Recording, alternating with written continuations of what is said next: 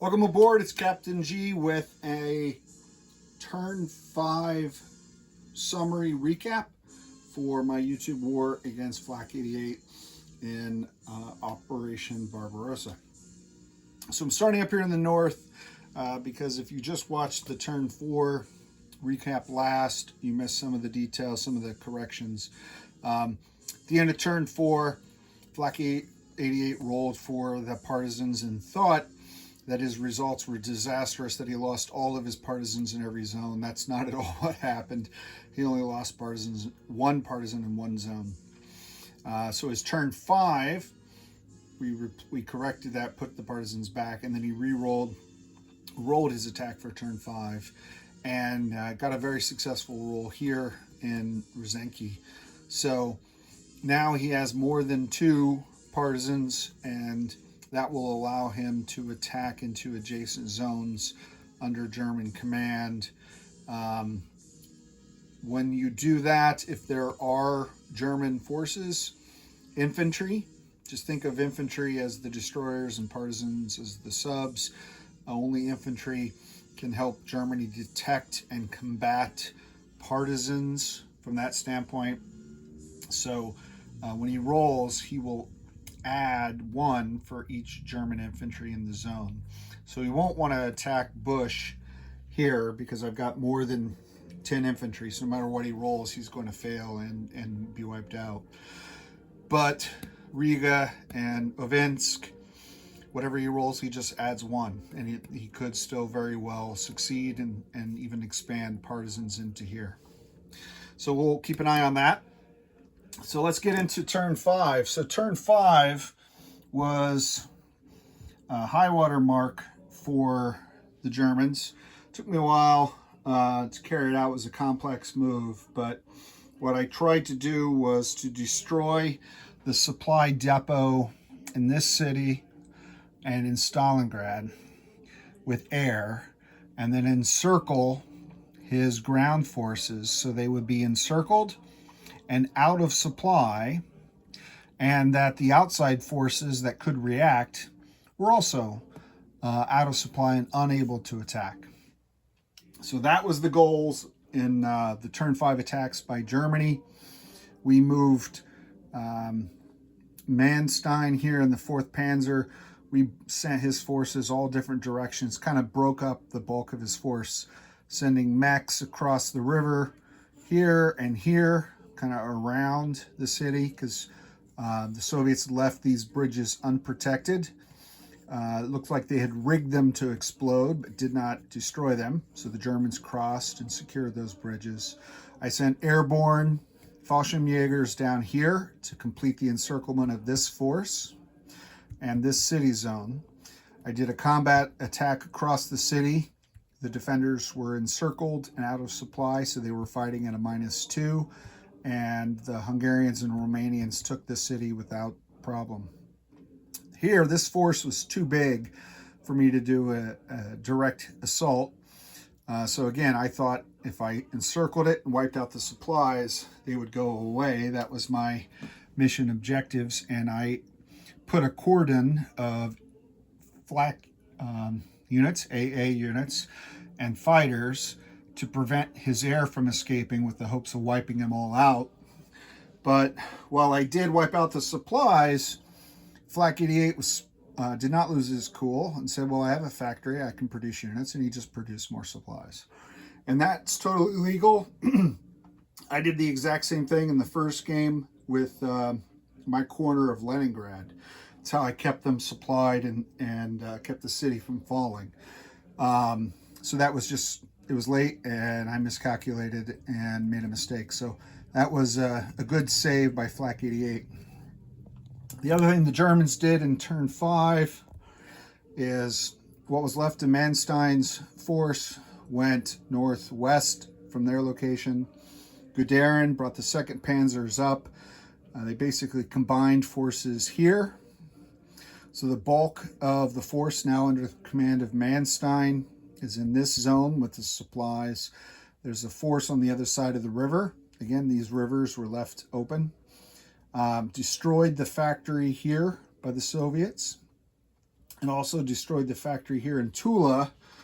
You don't see any German units here because we sent an airborne. There were no ground units that could get this far, so we sent an airborne with fighter escort.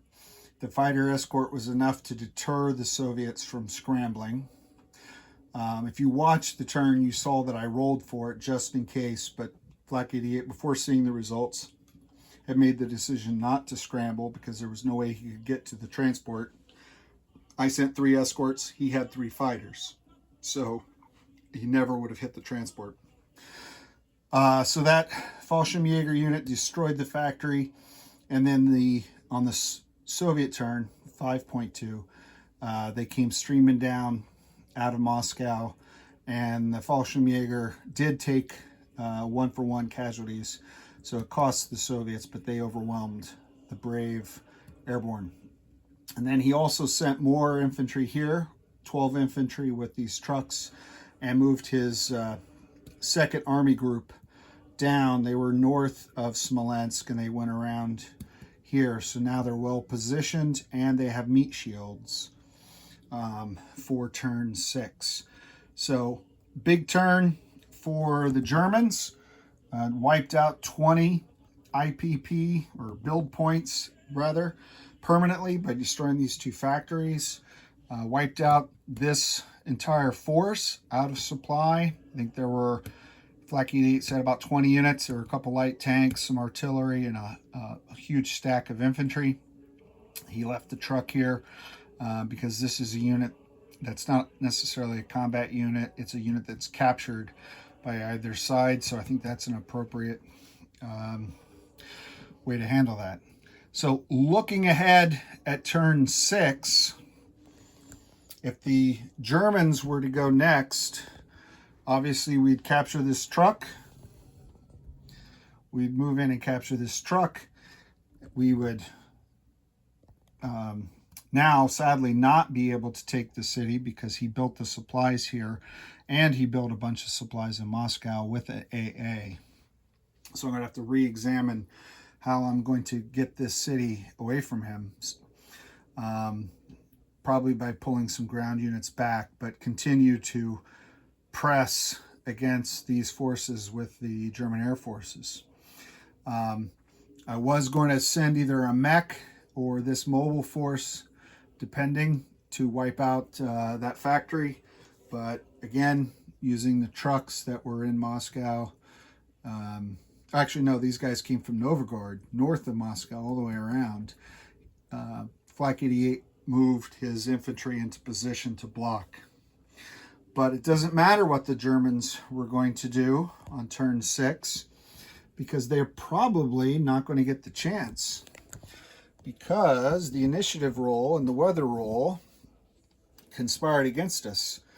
The initiative goes back to the Soviets, and the weather is rain. So that means mud, and that means no ground units can move more than 1 zone, including trucks. So trucks are just like everything else, moving 1 zone. And fighters or any other air not at an air base are stuck in the mud. So that's disastrous. This large force and their meat shields with a little bit of air that could come in here could potentially destroy the bulk of Manstein's force, if not the entire force. That is a very real possibility that turn 6 suddenly reverses, and what went from a high water mark to the Germans so far to a high water mark for the Germans in the entire war, and we start getting rolled back.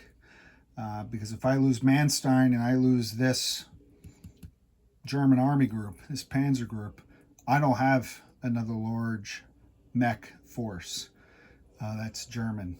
Rundstadt's got some forces, but not this strong. Not this strong at all.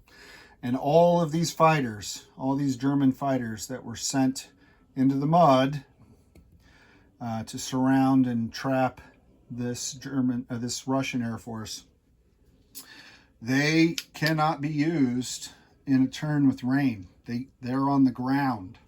So what that means is if these Russian tanks trying to break out, yes, they're at a -2 penalty, but how many tanks do you need to kill one infantry or one mech?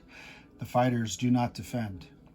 So I have a feeling I'm going to lose a large portion of my remaining Luftwaffe while these Soviets break out and potentially even cut off this force over here across the river and turn the tables against the Germans. We shall see what Flak 88 has in store for me. This Barbarossa game goes back and forth every time the initiative changes. That a side gets a double move, and it's been a lot of fun. And you've seen a Soviet lead, you've seen a German lead, you back to the Soviets, back to the Germans. I think the tide's turning now back to the USSR, but we shall see. For my partner, Flak 88, this is Captain G, telling you before I sign off that we're going to take about a week's pause because both of us are involved in a Global War 1985 game in the Midwest at Admiral Seabass's underground lair. So there are a lot of folks coming to this game. I'm not going to announce it on this video. That's for someone else to announce and players to identify themselves how they want to. But so we're going to be out of pocket for about a week as we prepare for that, travel for that, play that game, and then come back. So it'll be a while before we post turn 6. Hopefully this update has left you with enough to chew on and think about as we bridge this gap between now and when turn 6 resumes. For my partner is Captain G, over and out.